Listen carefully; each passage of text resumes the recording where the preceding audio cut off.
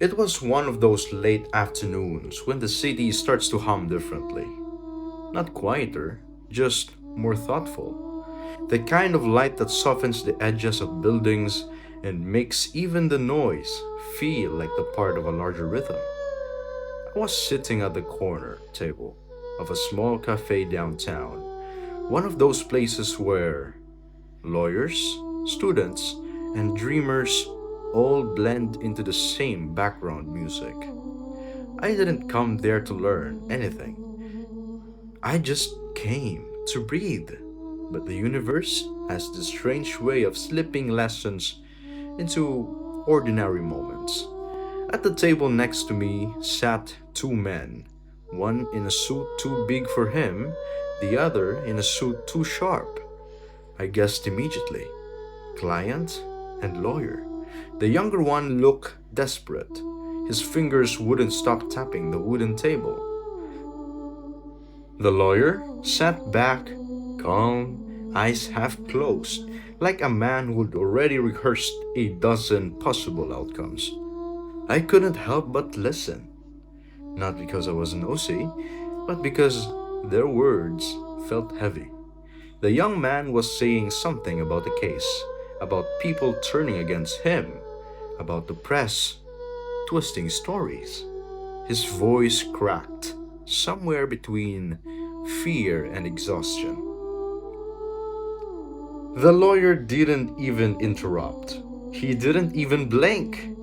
When the man finally paused to breathe, the lawyer leaned forward and said almost gently, "You're not fighting for people to believe you.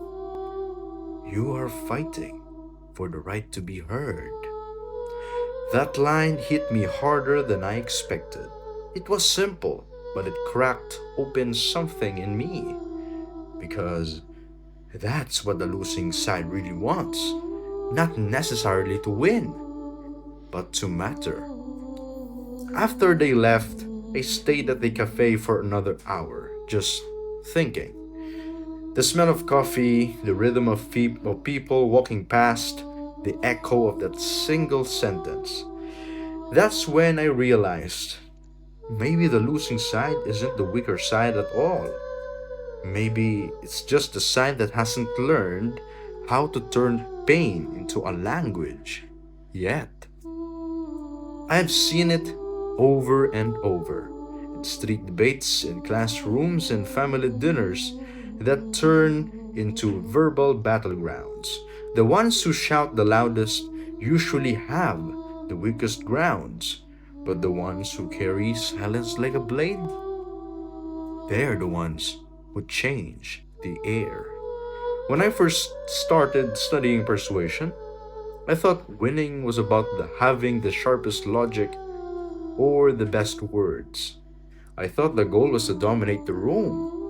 But over time, I realized it's not about volume or vocabulary. It is about gravity. Some people just make you lean in when they speak. You don't even know why. They hold tension the way an artist holds light, with care, with timing, with truth. That's what the losing side can teach you. When you've got nothing to prove, only something to say. That's when your words starts to weigh more. That's when persuasion stops being performance and starts becoming the presence. That afternoon in the cafe, I wrote one line in my notebook, a line that stayed with me since. The losing side advantage is freedom. Freedom from the illusion that you need to be right to be powerful. Once you stop fighting to win, you start fighting to connect. And connection, that invisible thread between two minds, is where persuasion truly begins. You learn to read the tiny shifts of someone's tone, the micro glances, the sighs between words. You learn that arguments aren't about facts, they are about fear, ego, and need. You learn that truth rarely shouts, it whispers. That's why I've always loved being the observer, the student in the corner. You see more from there. You start to understand that real persuasion isn't about control, it's about rhythm. Knowing when to speak, when to wait, when to let silence say what words can't. That's the first lesson of the losing side. You don't need the upper hand to take control, you just need clarity. And clarity doesn't come from winning, it comes from losing, from being humbled enough to see the whole board, not just your move. That night, walking home, I thought about that young man again.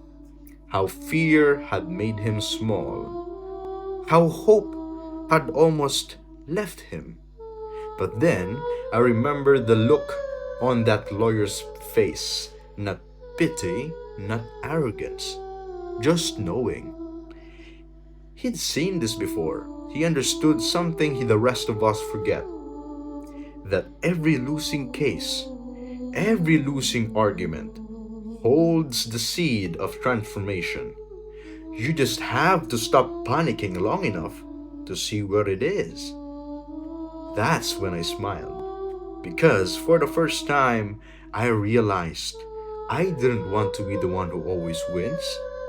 I wanted to be the one who understands why people lose.